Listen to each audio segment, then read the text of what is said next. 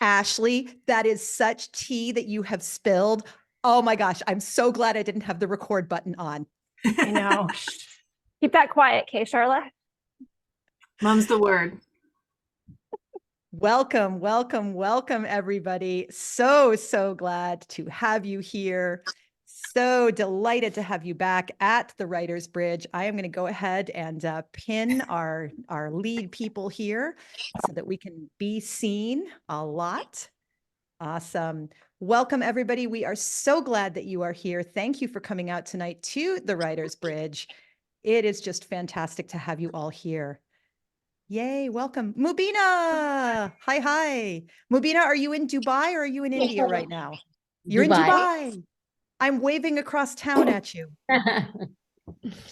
Awesome. Brooke, how's it going? Brooke, do you have any updates on your book, your memoir? I know that you were talking to a publisher. What happened? How did it go? So that publisher was the one we talked about that turned out to, it was one of those scam ones that was just like reaching out to people. So I was like, okay. And then right now it's just sitting with a bunch of agents, like a few have the full, but that's been happening for a while. I've had like the worst luck, but anyway, it's okay. Still go.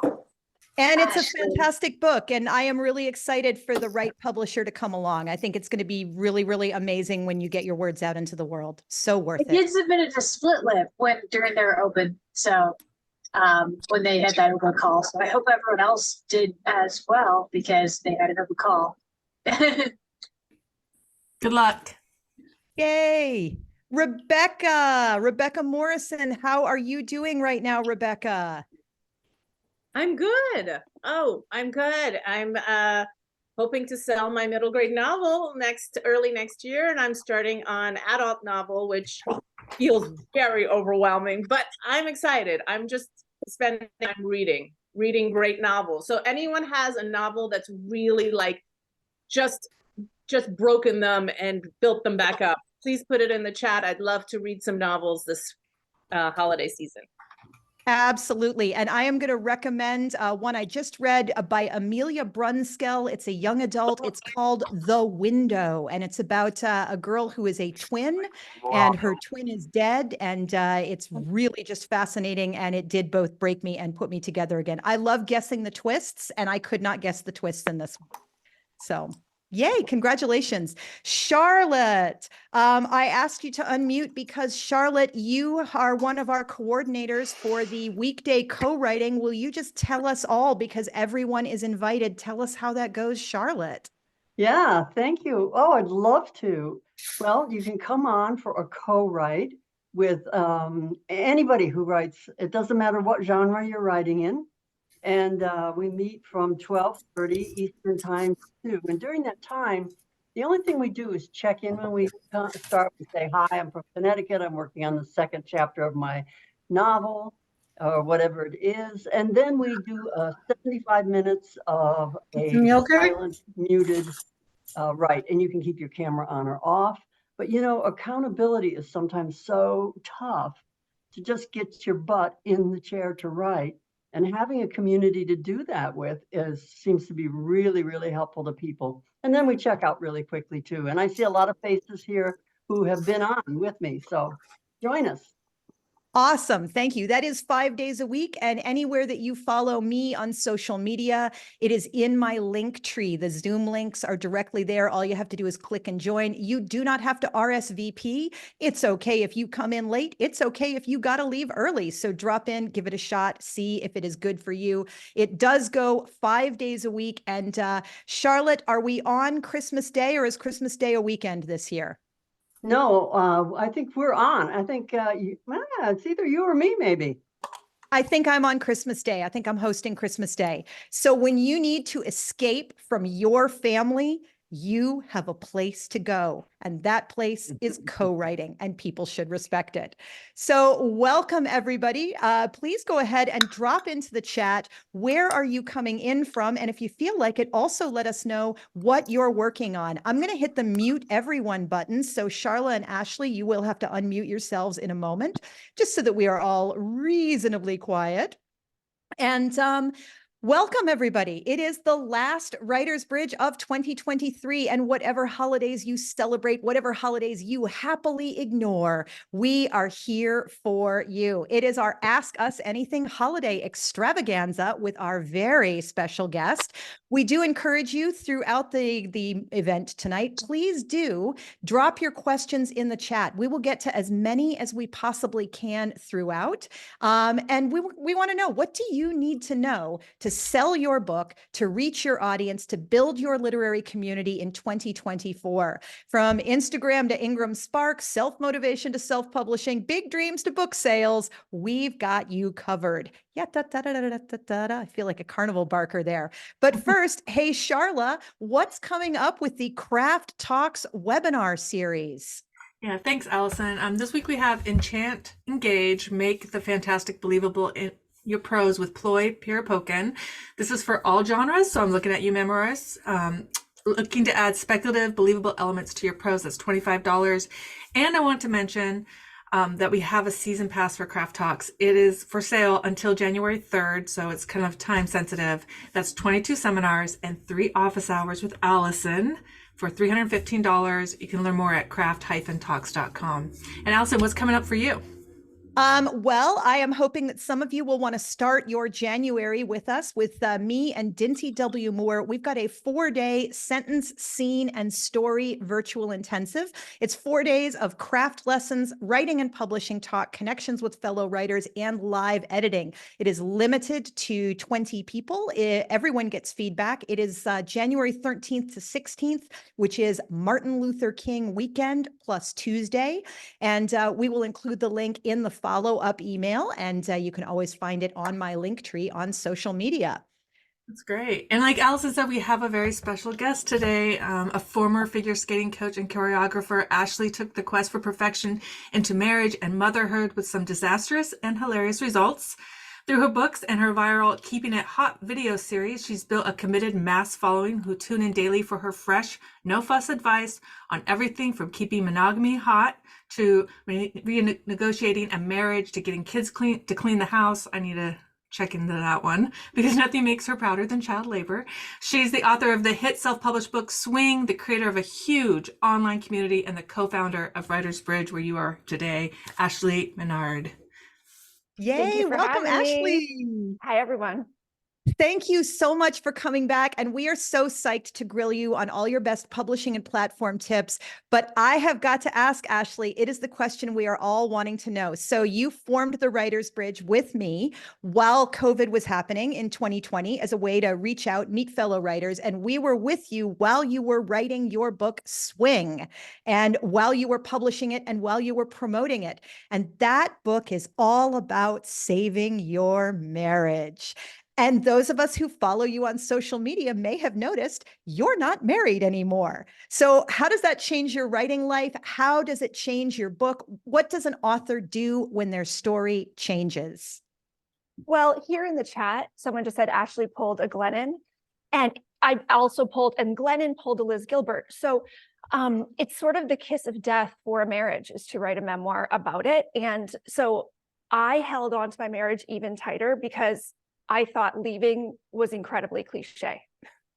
So it was one of the reasons that I put effort in, that I kept trying to get it to a place where I wanted it to be. Ultimately, what the breaking point was for us was raising teenage boys together, showed how our differences in the ways we were raised, in Manny, my ex's internalized misogyny that he wasn't really interested in taking a look at, really held us back from relating to each other the way I wanted our kids to witness a man and a woman, you know, in an intimate partnership communicating.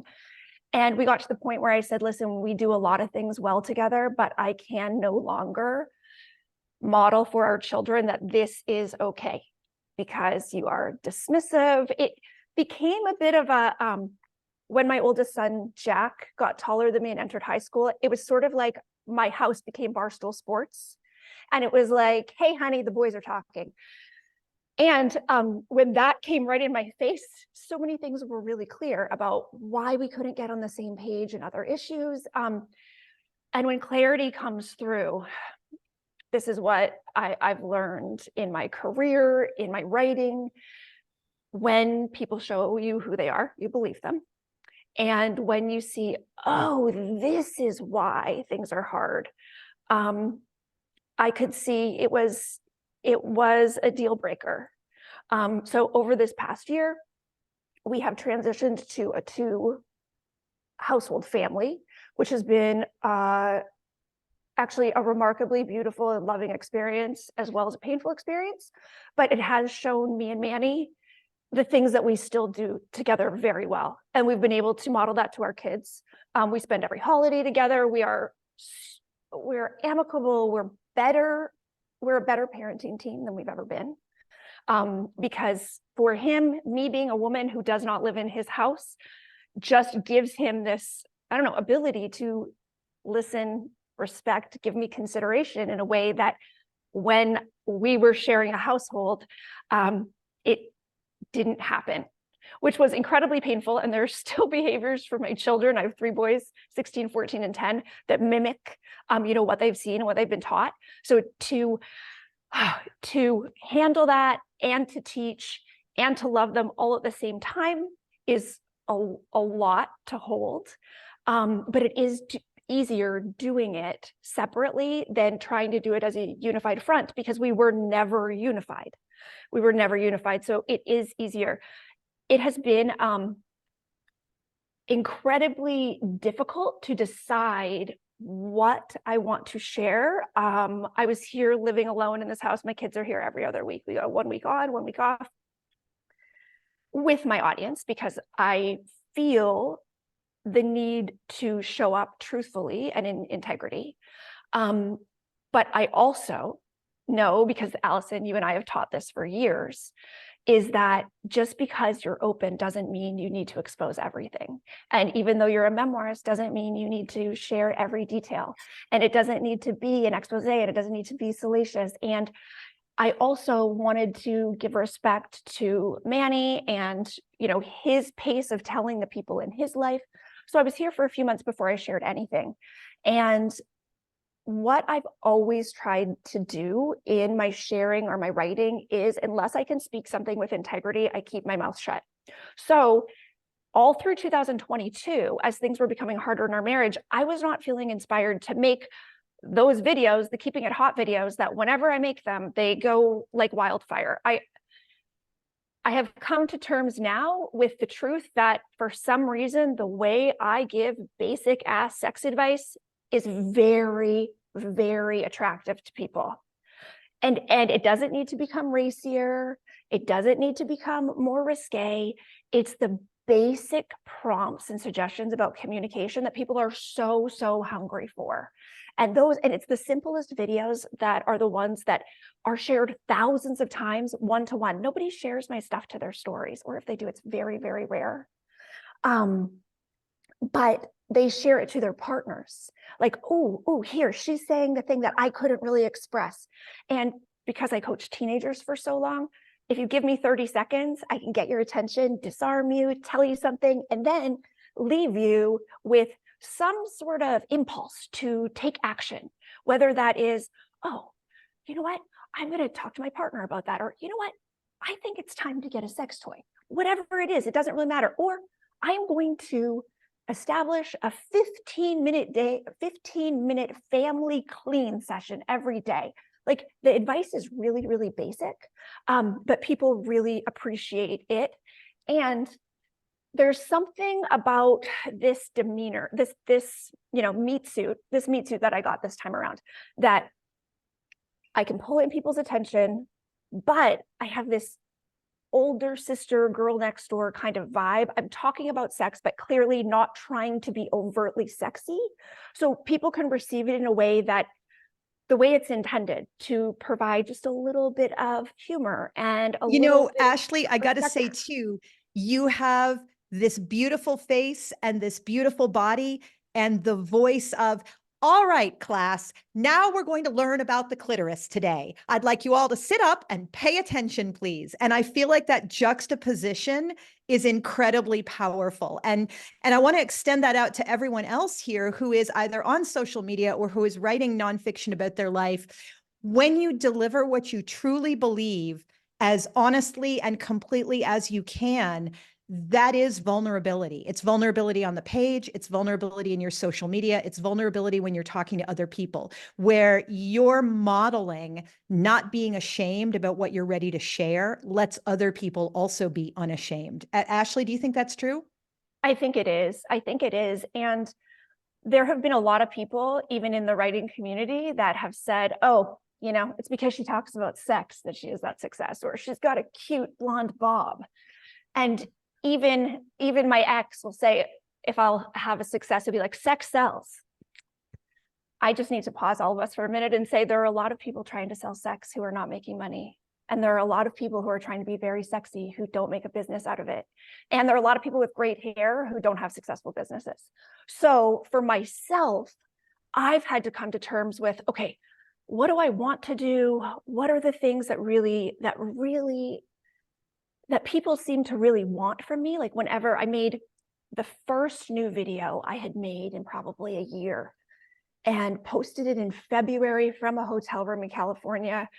And the night before, my marriage ended in that hotel room, which is a story that will be in my next memoir. It was that apocalyptic storm where there was snow on the Hollywood sign. You know, I'm in Santa Monica, reaching my hand out on the balcony, and there's hail in my hand. And my marriage is melting down in real time. When that's happening, when my first marriage was breaking up, I knew that I was a writer because part of me was phrasing it in my head while the other part of me was living it in real life. And this is such an interesting thing. Thank you so much for saying that, Allison, because as a memoirist and as someone who shares online often, right? I don't just share when a book comes out, I share on a daily basis in my Instagram stories. There is this real pull in two different directions to process and heal something for yourself. And this responsibility you feel to find the universal and to make meaning out of it so other people will have an easier time in that experience. And knowing where to put my energy, it's sometimes very confusing. And it's sometimes like, oh, wait, am I digging into this for the world or am I digging into this for me? So I want to put that all out there to all of you.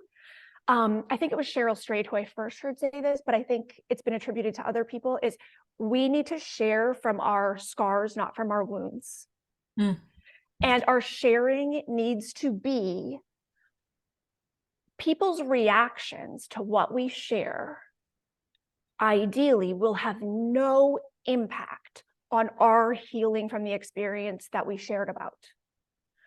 And in this instantaneous world, right, on Instagram, right, that it is hard to know if I'm having a realization, if that is for me, or if that is something I should immediately share because I know it's a good one and it might help people, and then also it might get attention.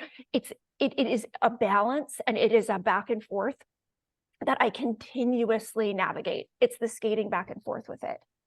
But my recommendation, and what I have really been feeling lately, is that when I have realizations, or the more I can keep to myself, this is what I'm going to say. My recent realization is the more I can keep to myself, the more that I have my closest friends, one of them who's on here, and my new co-writer, Jamie McGillen, is one of my, right, when she moved to the East Coast last year to DC before going to Italy with her husband, because they're stationed there in the Army, I thought, now that we're on the same time zone, maybe Jamie McGillen and I could be best friends.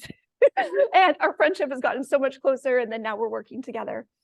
And that's awesome. And that's one of the things I love about this bridge community, is that we are so organically connected to each other. You know, we see each other's face in the little screen.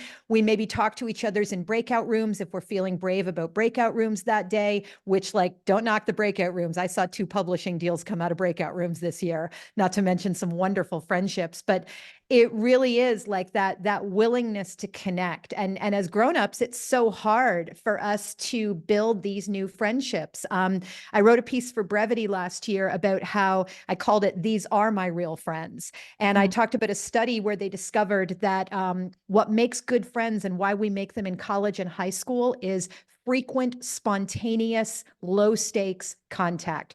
Oh, I'm next to you at the laundromat. Oh, we got assigned to sit next to each other in class. Oh, you're reading a book in the cafeteria. I'll sit next to you.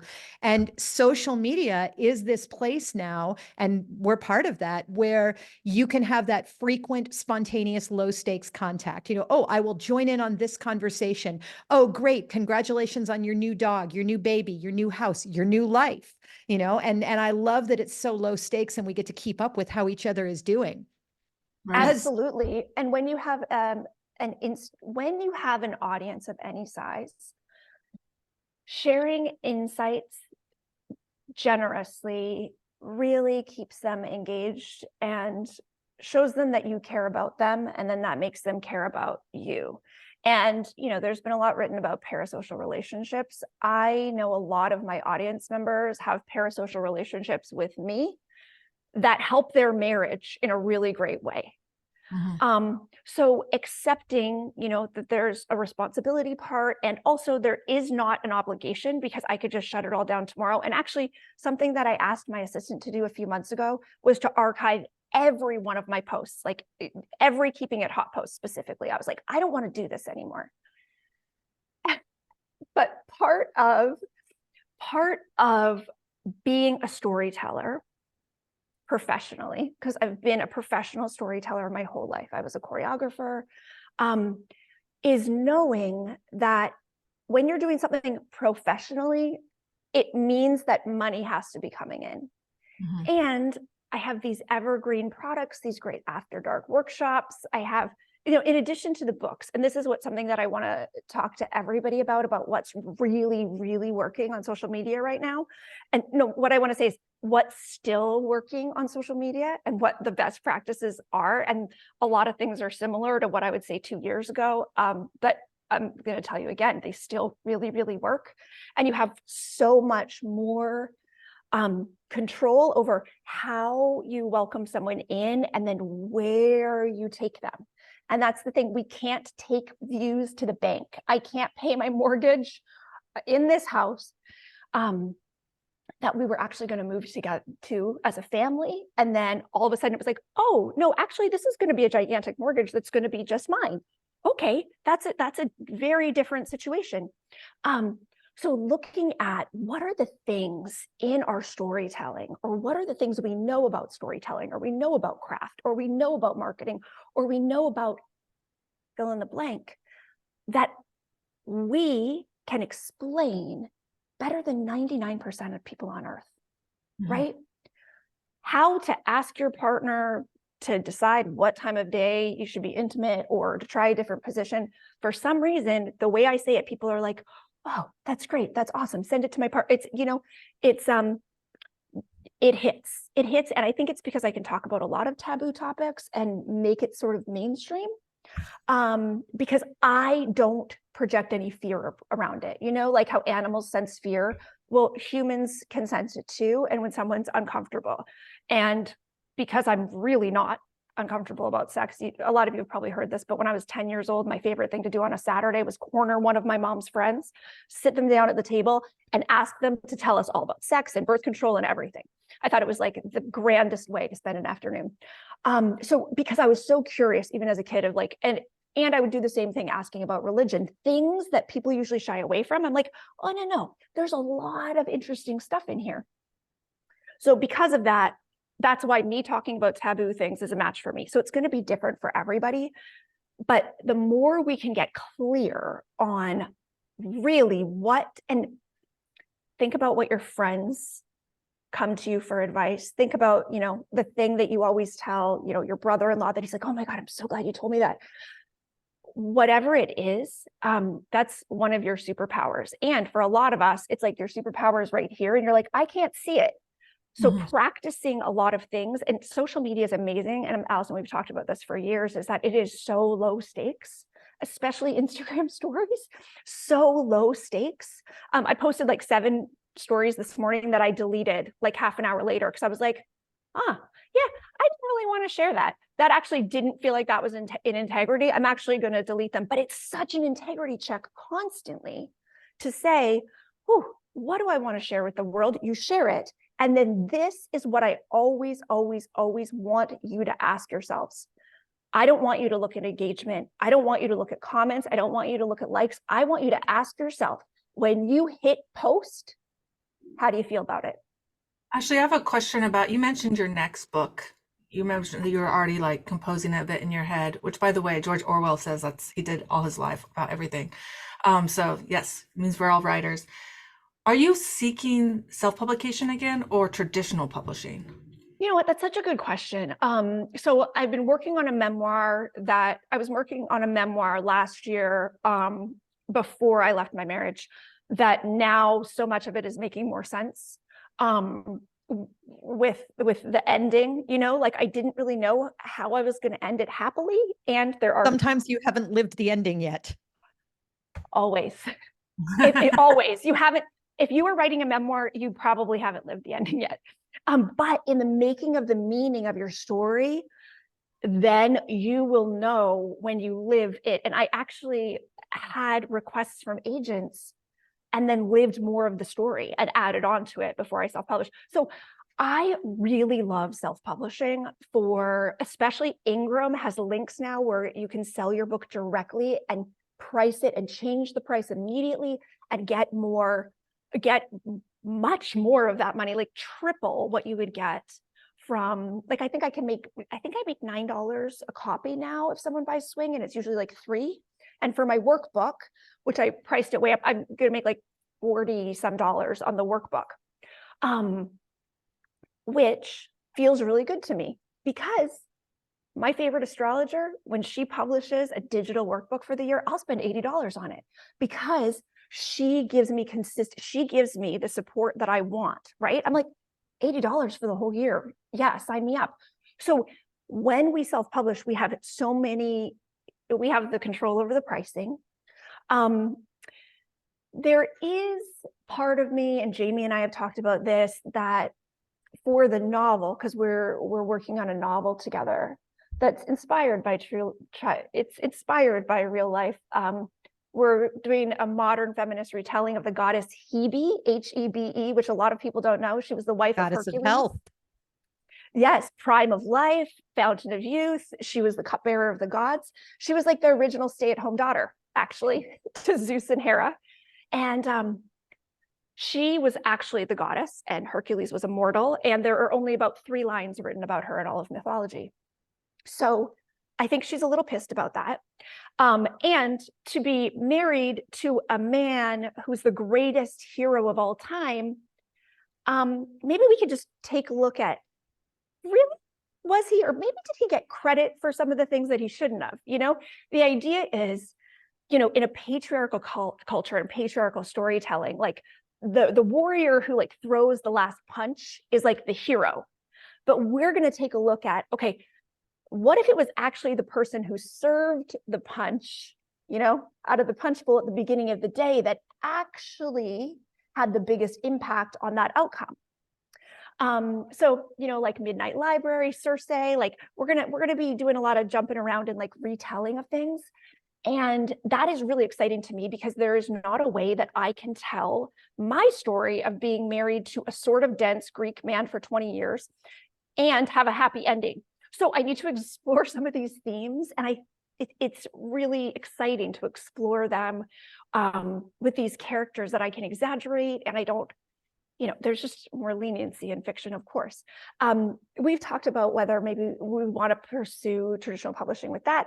I would like to have a book traditionally published to experience the two, and then I can like contrast the experiences, because there's some support. What I really love is freedom more than anything. I really love to be on my own timeline, which Jamie knows is sometimes like, yeah, I can't think about that for months and months. But then I can work that out with my partner rather than being under the gun. My creativity does not work well when I'm under the gun. My inspiration doesn't flow as freely. So that's something that I've, been, so the answer is maybe I'll try traditional publishing, but just for the experience, not actually for the money, because the money can be better on your own if you can build your own. This is the thing, my audience has grown so big that I think I can market better than a publisher can right now, right directly to my people. So yeah. Yeah, Stephanie says that you worked incredibly hard to connect with potential readers. So, I mean, that makes a big difference. It's where you put your effort. And we had a webinar recently with Jane Friedman, who's talking about hybrid or self-publish or traditional publish. And she definitely says it's what you're trying to get out of it. And it's also about the genre you're writing and who your audience is. These are things to keep in consideration. Absolutely. And if you're writing a book in order to get a teaching job, or in order to there's the prestige and the credibility of traditional publishing that you just don't get with self-publishing. But I don't really care about what other business people think of how I do business. I care about, my kids, my family, my friends. I care about my readers, my audience members, really knowing that I care about them and that I'm doing this for the right, that I'm doing these things because I really want to help. Generosity is the reason behind all of the business decisions I make.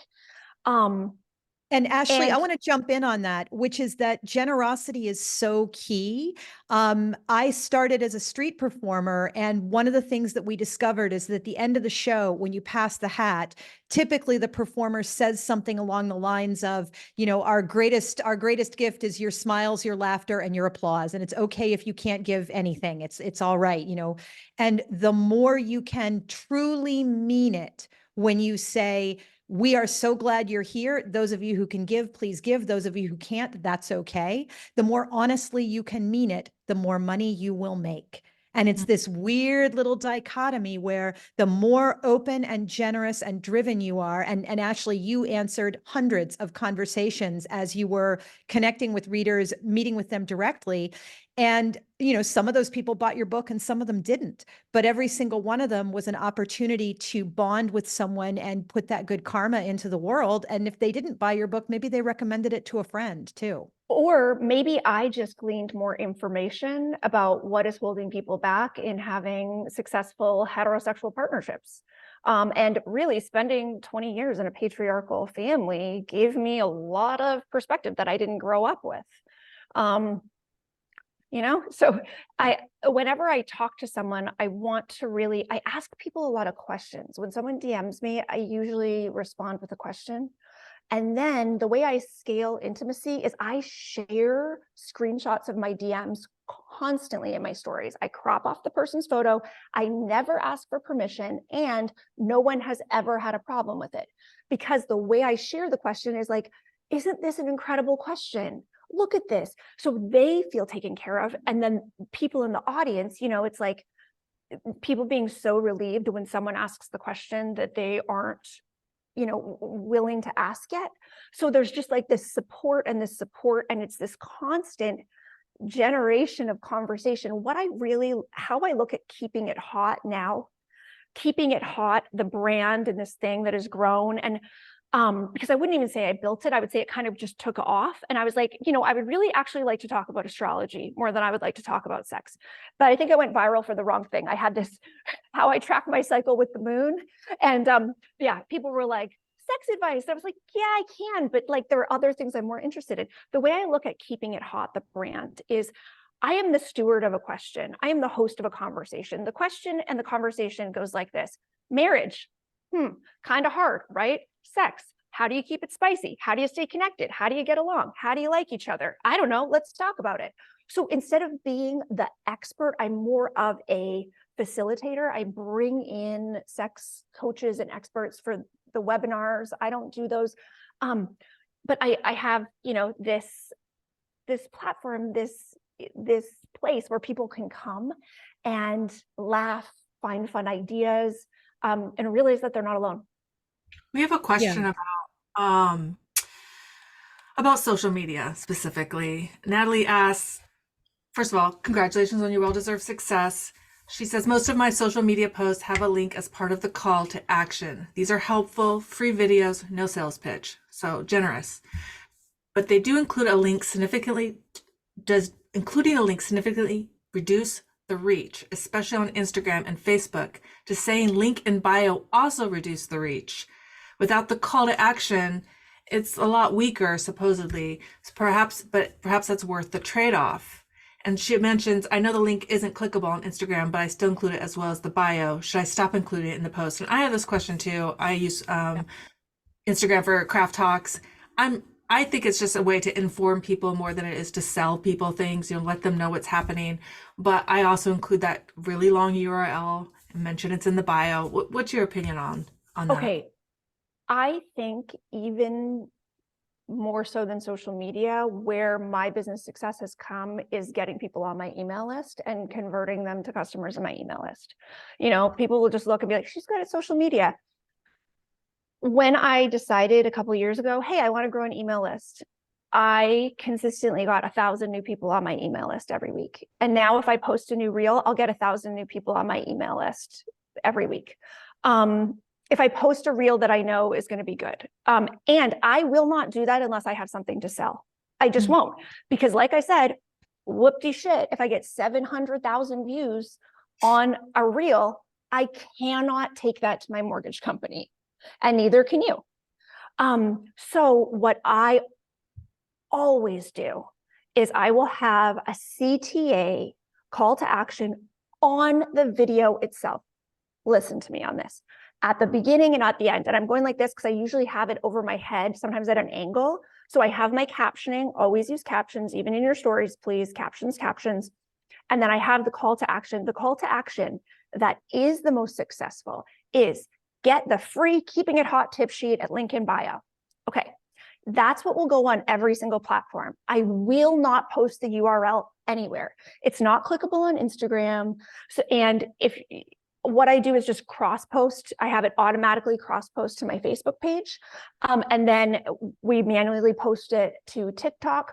I post everything myself because I have found, and you guys are probably going to hate this, when I have an assistant post for me, it doesn't get as many views. The algorithm knows if it's not the IP address of the primary account holder. And, even if Meta says this isn't true, I have tested this with hundreds and hundreds of videos over the last few years. Doesn't matter if the assistant is in Canada or she's in New Jersey, one state away. If I post from my phone, the video does better. And honestly, I agree. I've had the same experience. Posting something is the quickest part of writing, thinking of content, writing content, recording it, editing the video, blah, blah, blah. Posting is the fastest fucking part of it. So if we spend any amount of time making anything, I want max eyes on it. And if someone likes your content, I want them on your email list 45 seconds after they watch your first video. And this is what happens. Post a video with a simple CTA. Then I love Flowdesk for email delivery. I used MailChimp for years. Flowdesk makes it remarkably easy to set up a simple workflow, test different freebies so easily. And even people who are already in your audience will get the new freebie. And for workflow, it's just like the delivery email that's triggered by them signing up for the thing. That's all that a workflow is. And then you can add on other things, other emails, and I'm going like this because it's kind of like a tree, and you can add them on as you go even. Just to get a simple freebie that's delivered in an email. Now, what I have is when people sign up for the email list, they get the freebie delivered immediately. I want you to have your freebie delivered via email. Never, ever, ever, ever just direct them to a page. What you want to encourage people to do, train them to do, is to open your emails. My delivery email has a 90% open rate. Wow. It has been, we have had about 60,000 people sign up for it. They're not all on my list still because some people will get it and then bounce off or whatever. And I did have a lot of men unfollow me when I got divorced.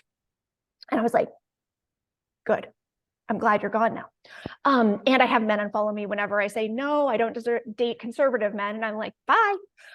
So, we've always talked about this. Sharing about yourself brings your ideal customer closer.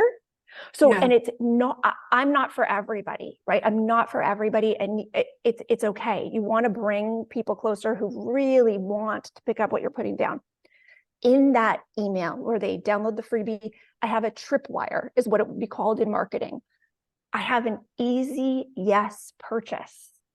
So when I have that, so right now it is all 12 of my After Dark webinars. I brought in trained sex coaches, tantric practitioners, paid them hundreds of dollars for everyone. Like I pay, and I think this is across the board with, sorry, to the dudes, women usually pay generously, just as a stereotype. I pay really generously because I really appreciate when people are doing something for me that I can't do for myself. And that karmically seems to be a good decision for me. So I have all of them bundled. It used to be $25 each. I raised the price to $45 each. Then I bundled all 12 for $99. It's an easy yes for people. And I really I get to play with, in my Instagram stories, what words make people buy? Well, for these After Dark webinars, it's actually FAQs. It's like, are we going to be watching naked people? And I'm like, no, it's a trained, clothed sex educator who's like showing you on a toy, like, okay, here's some different techniques. Here's basic anatomy, because every webinar starts with basic anatomy. And I mean, sex ed in the United States, I grew up in Canada where I think we had pretty decent sex ed. A lot of people don't have that background. So just anatomical information for couples who are trying to have better satisfaction in the bedroom. I mean, that's worth the price of admission right there. So that tripwire then that leads to, sometimes people will see a video, be on my email list, download, jump on the email list to get the freebie, and become a customer who just spent $99 within like 3 minutes. Right. And this is what I want everyone to know. These things are impulse buys. People signing up for your freebie is an impulse buy. So freebies need to be super, super simple. For the question from Natalie, I would say don't do a video as a freebie. Bundle those videos and sell them. Do a 1-page, this is about wine, or a 1-page, this is about publishing or writing. A freebie is something that when people download it or open it up and look, they want to feel smarter in 30 seconds. You need to make them feel smarter or safer or more at ease or more certain that they're going to be able to figure out their life situation or less confused in 30 seconds. It has to be so easy and dumbed down a little. I'm telling you that if it seems oversimplified, then you're probably on the right track. It sounds And like, I want to add with that. Sorry, go ahead, Charla. I was going to say, it sounds like when you're looking at success, you're measuring success, you're looking at people joining your email list more than anything.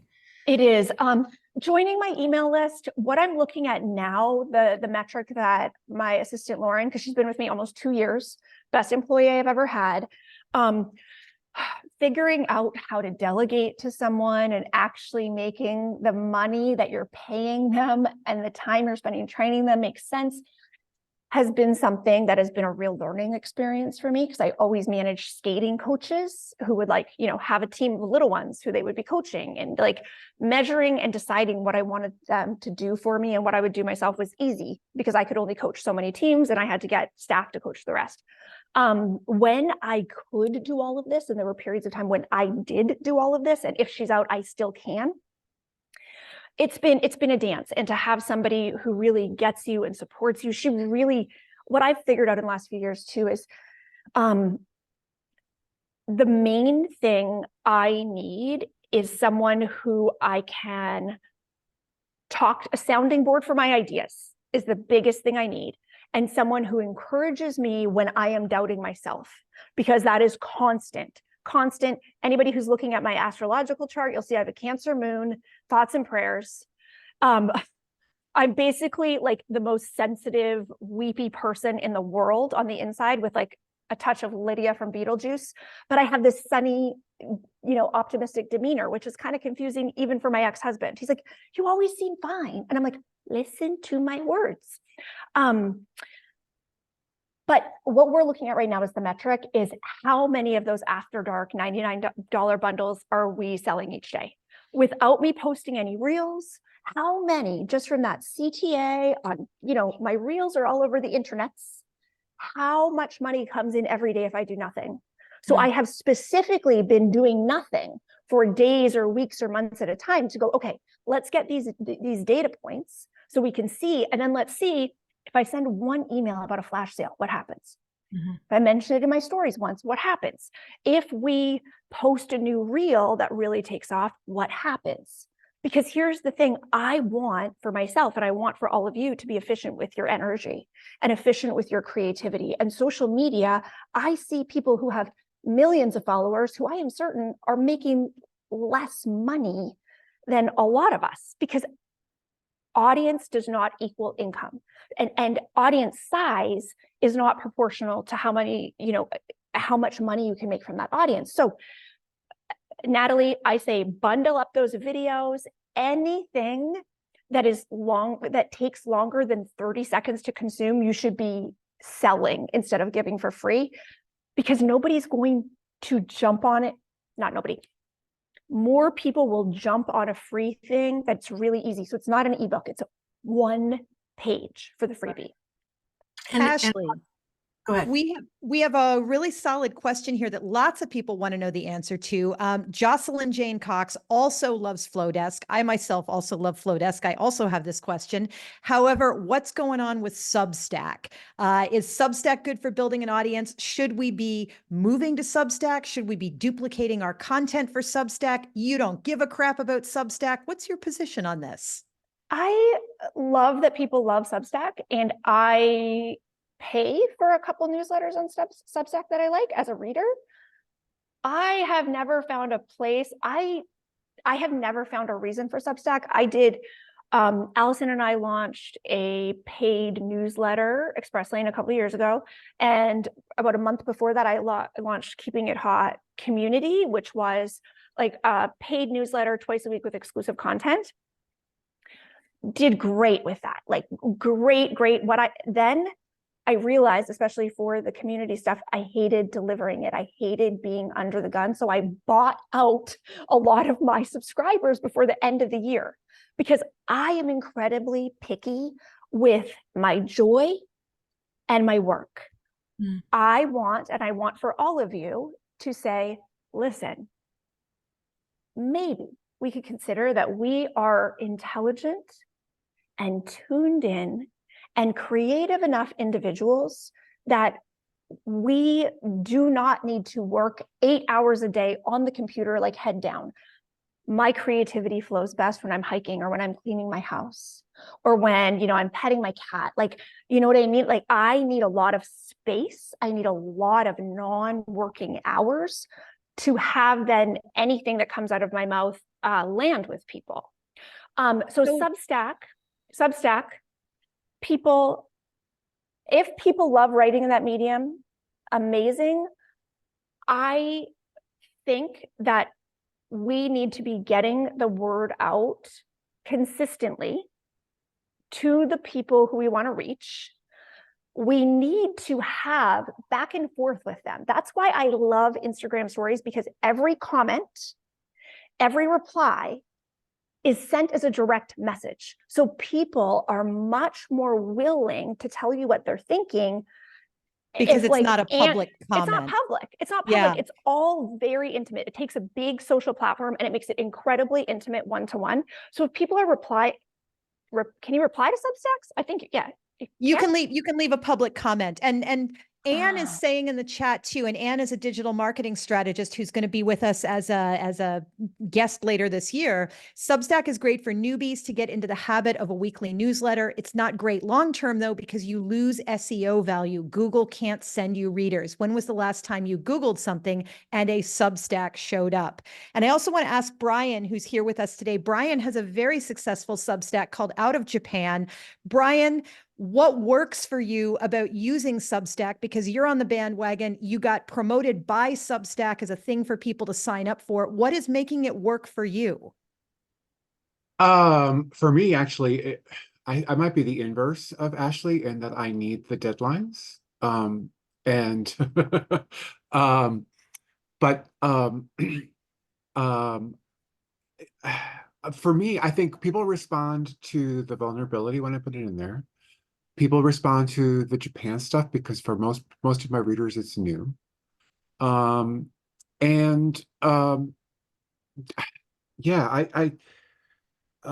you know, it's a challenge. Sure, it's a challenge to meet the deadline sometimes, but at the same time, I feel like it's a great. I mean, I don't want to spend money on Flowdesk. I don't want to spend, and I've just for Substack, it's free. It's out there. There is some SEO. It's yes, as Anne says, it's not that great, but you know, and it's word of mouth. And I have I use Fedica to send out the same posts to all of my social media whenever I have a new thing on Substack. It goes to Instagram, it goes to Twitter, it goes to Blue Sky, and it goes to Facebook all at once. Boom. So yeah, that's my process. That works for me. Your mileage may vary. So And- you I love it. Thanks, Brian. Yeah. And will you also, Brian, drop your link to your Substack in the chat, please, so that those people who would like to subscribe to it can. Ashleigh, knowing your limits, knowing what you love, you dropped that in the chat. You got to know what you want to know how to do. We have a great question from Katie, which is how do you come back from social media when you've had a big absence? Katie took several months of barely posting due to health issues, but wants to get reestablished on Instagram.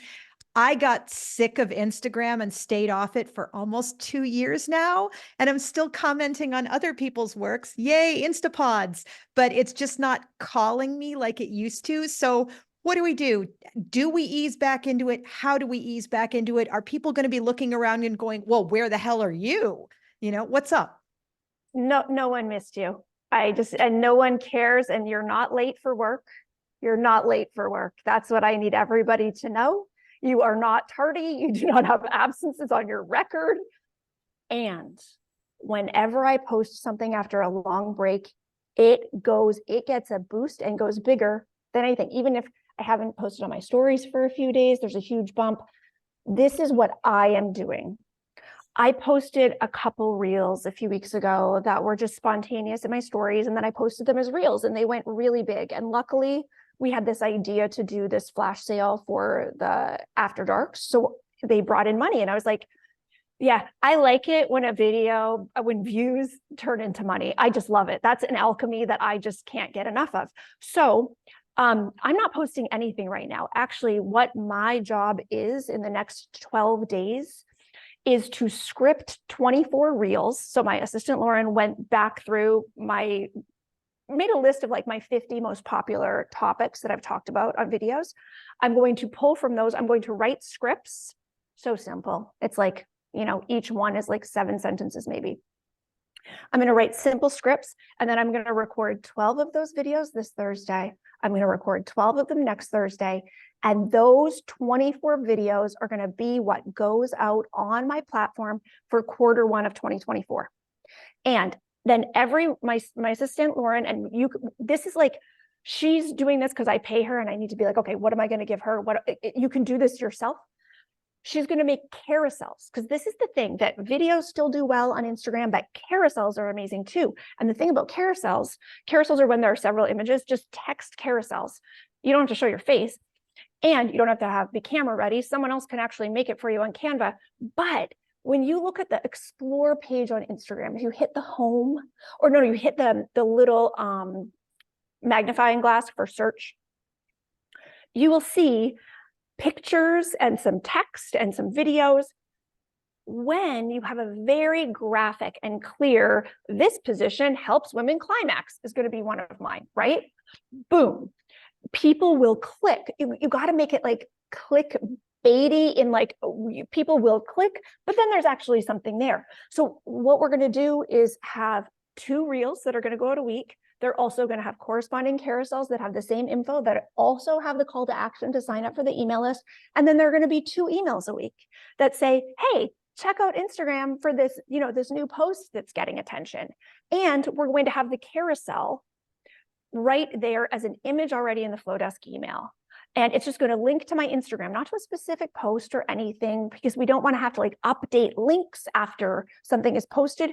This is the first time that I'm doing a comprehensive like content plan, because usually I just create everything on the fly, which is something I like. And also, I'm not always inspired to make Keeping It Hot content. I love it when people like it. And I love it when I get messages from women who are like, my God, I realize why I've baked my whole life. I'm 65 years old. And that thing you said, I get it now. And I can tell my partner, like, that is why I do this. When someone goes, oh my God, no one ever told me that.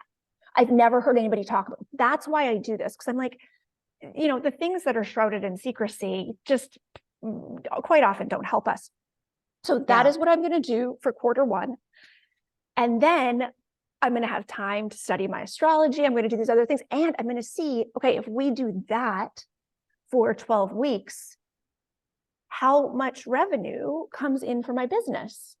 And then what other parts do I need to put in? What other new products do I need to launch? Should I host a couples retreat, or should I host a coaching retreat of some sort in that time or in the spring?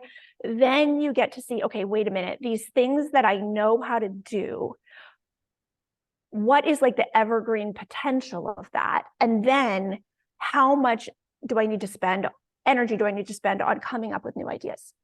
And I love this because it sounds like, Ashleigh, you're constantly looking at, what do I want to do? What is helping people? What is feeding my desire to do more? As Charla puts it, being intentional and attentive is your secret sauce.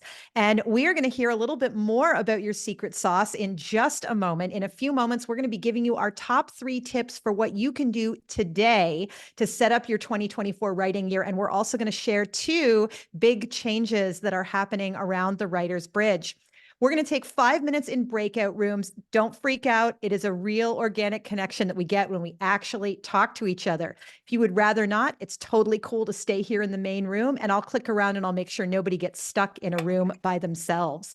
Go ahead and say hi, say what you're writing, share your biggest hope for 2024, and we will see you back in about 4 or 5 minutes. Fabulous. Enjoy your breakout rooms. And some of you came in after the breakout rooms got created, and that's okay. You are going to be able to hang with us here, or we will swap you into a room when we can. And I'm just trying to make sure that nobody gets left by themselves. Hey, Ashleigh, while I click through the list, will you say something else joyful and lovely for us? Oh, I would love to. I would love to be joyful and lovely. So the piece of advice that I'm going to give everyone when they get out of breakout rooms is to write down ideas for your freebie. Write down ideas for a really simple freebie, and get a freebie buddy or partner so you guys can take a look, because probably you're going to make it more complex than it needs to be. And also take an inventory of what you have to sell. Take an inventory of workshops that you've done, that you have them recorded. Really write a list of like, what are the things that I have offered before that I already have, whether it's an ebook, whether it's a recorded workshop. And just, it's a remarkably great experience for building my confidence and reminding myself that I have done good work before, because every day I wake up and think, yeah, have I done anything good at all in this incarnation? So taking stock of what you have done and what you have can really help you figure out what you can bundle together to then offer to people in exchange for money. Because if we are going to be doing this as a job, the exchange of money is an integral part of that. Also, Flowdesk, I just jumped on the bandwagon with Flowdesk checkouts, because Kartra and WordPress and WooCommerce are all sort of a pain in my ass. And the Flowdesk checkout forms, like the sales states, are really, really beautiful. And that's an easy way to have something delivered to somebody in exchange for money. And if you're doing any sort of coaching, I recommend Calendly, because that's a very, very easy way that someone can book with you and pay you at the same time. Acuity for the exact same reason. right? That they can book and pay at the same time. Because if you're not making as much money as you would like to from your writing right now, or your coaching or whatever, think how easy is it for someone, like if I wanted to pay you right now, Brooke, for something, how could I do that? Could I go to your socials and book with you? And ideally, you want to make it so that nobody has to click more than once to get to a place where they can deliver money. So they click through, they go immediately to here is Calendly, and this is the appointment I signed up for. Or in my case, they go to Acuity, they pick the appointment that they want. Or if they've clicked a specific link, they go directly to the appointment that they would like to have, and then they click to pay. And it's so convenient and so easy. I live in another time zone from almost everybody here except Mubina. And it's been really, really helpful for me to not mess up the time zones of meetings, which I used to do all the freaking time. I mean, that's got to be so hard. That is like worth the cost of admission right there, isn't it? Things that Totally. reduce your stress, make it easier for your customer to buy from you. And even myself, when I'm like, "Oh, I wish I was making more money," it's like, what are you even selling? And it's like, yeah, like nothing. So not really sure where that money is going to come from, because even though my books do well, they're not what pays for this house, you know? Books are an incredible thing for a lot of reasons. And there is money to be made in writing, but very few of us make enough through royalties for that. Yeah. You know, we're working writers and storytellers in a lot of different ways, and to really think about what ways. Usually it's teaching, right? Or offering support or a service or editing, or, you know, think about what you're really, really good at. Jamie McGillan, we became friends because I hired her. I hired her for editing and she hired me for social media coaching. So we were both clients of each other's, you know, really saying like, you have a great talent and, you know, resources here that I would love to pay you to bring to my project. Absolutely. And I think that kind of deciding what it is that you have that is important to you, your primary business might be something that serves your book, or your book might be something that serves your primary business. My very first book that was published and out there was Get Published in Literary Magazines. And I wrote that sucker because I needed something that I could sell at a conference table for $10 because I was speaking at conferences that were not buying my plane tickets. And so I really needed something that was like, all right, you know, people will get this and it'll make enough money to pay for my plane ticket. And with that, and with 7 drafts, I consistently outsold the keynote speaker at the conference, which at one point was Mary Carr. And I was just like, really, this is my life? How am I outselling Mary Carr? And the woman who was buying a book at the bookstore table was like, that's because all of these books are about the authors. Your book is about me. Your book is about what I need. And so the more we can look at what do our readers need, what do our readers want, that is where we are able to connect with them and make money for ourselves and get our work out there in the world. So we are going to give our top 3 tips for what you can do today. But I also want to let you know 2 big changes are in store for us on the Writer's Bridge. Next year, we are going to continue doing once a month. It is usually the last Tuesday, although not always. If you know the Zoom link, we will be doing a day before email and a replay email. We've been sending out 3 emails, day before, hour before, replay, and we get the most unsubscribes on email number 3. So we are dropping to 2 emails. It's going to be a day before email and a replay email. So just so you know, that's happening. And as always, feel free to forward the replay to a writer friend. We always love having more people see it, even if they don't subscribe. There's always an option for them too, but share this around. It is not just for us to keep to ourselves. Number 2, we are going to move the archives to YouTube by popular demand.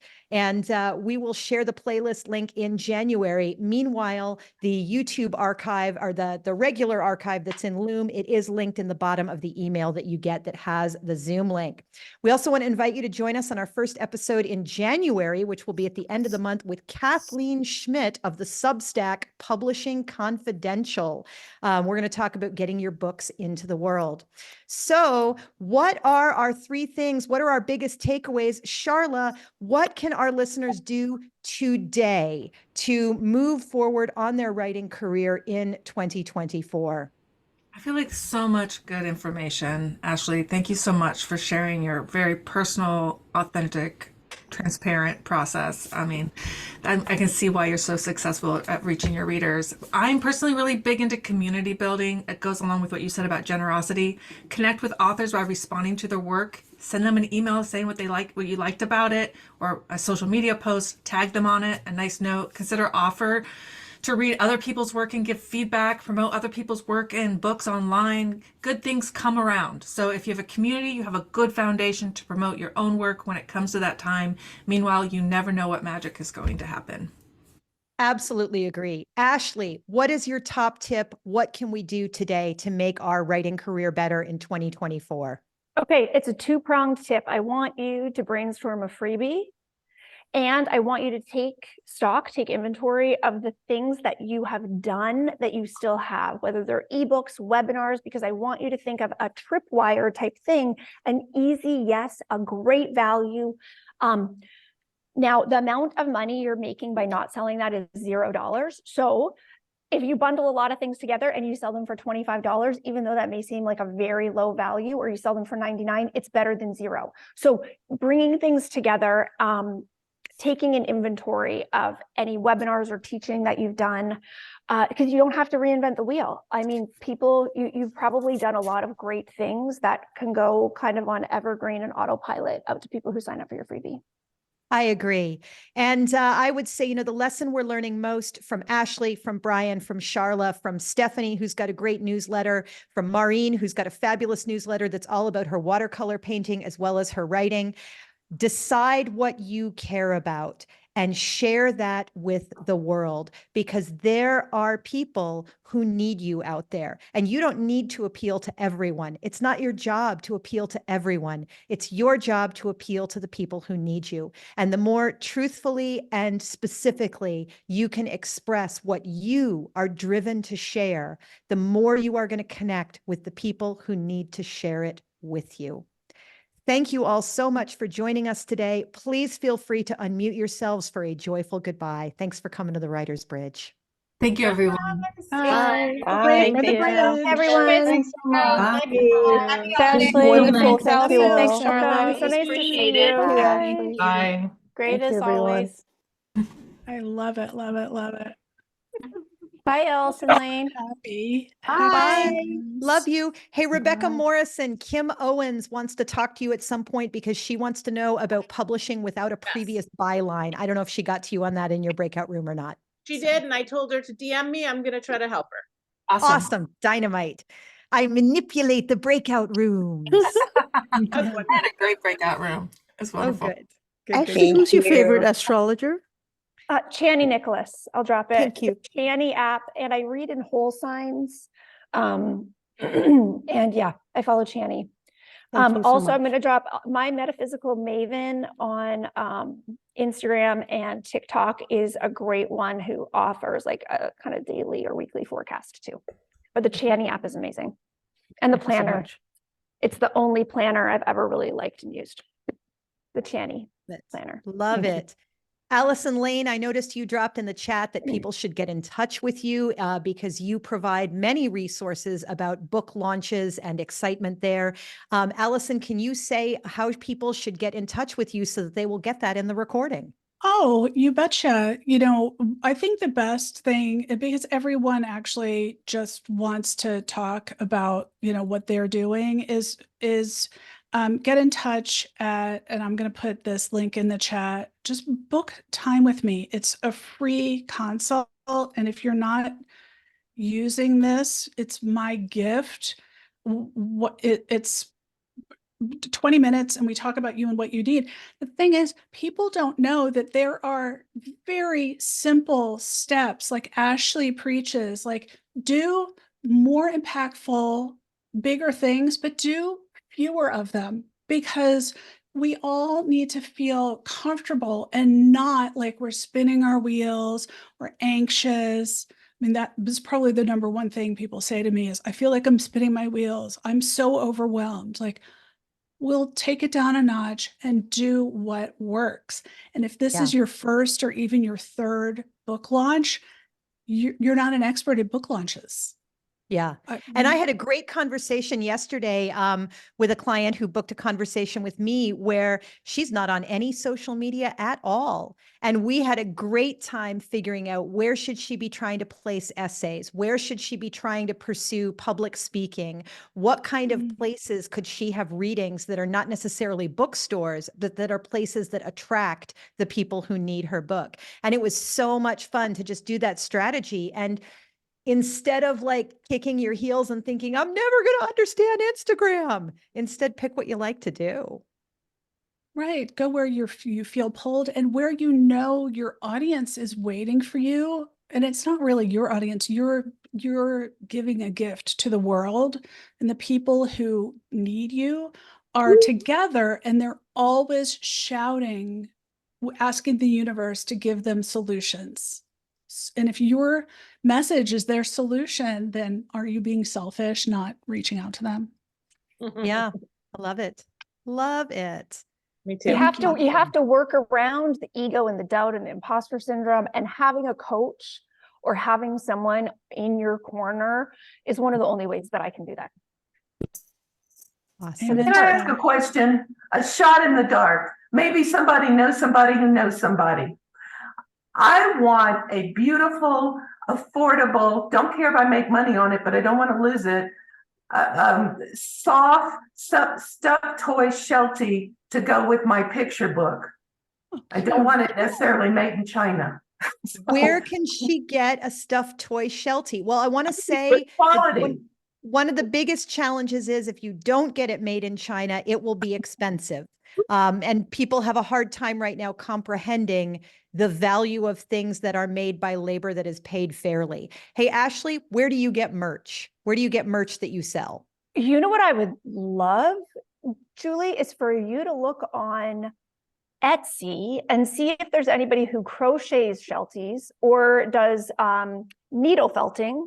Might be a little small, like just think, instead of a plush, like maybe there's a handmade option, or even a crocheted plush that you know. I don't think I would want crocheted. It's got to be soft, but it could be small. You had the idea of small just now, I heard.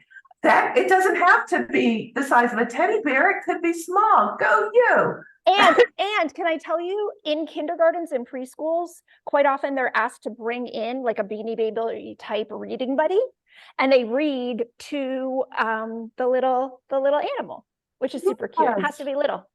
Yeah, love that. A sheltie reading buddy. There's people who make things like that on not on Amazon. It's a group that you can find on Facebook. There's people who make things like that on there. I've seen it. Awesome. Awesome. How do I find them? It's a group called Not on Amazon. They're sort of like Etsy, but it's mostly UK-based people. But it's indie cross people doing things. Do you Google Not on Amazon, or that's the word? Search for the group on Facebook. Go on to Facebook. Oh, okay. And put Not on Amazon in the Facebook search bar. Not on Amazon. I love it. All right, everybody. Thank you, everybody. Thank you. I am going to Good to see you again. stop on this.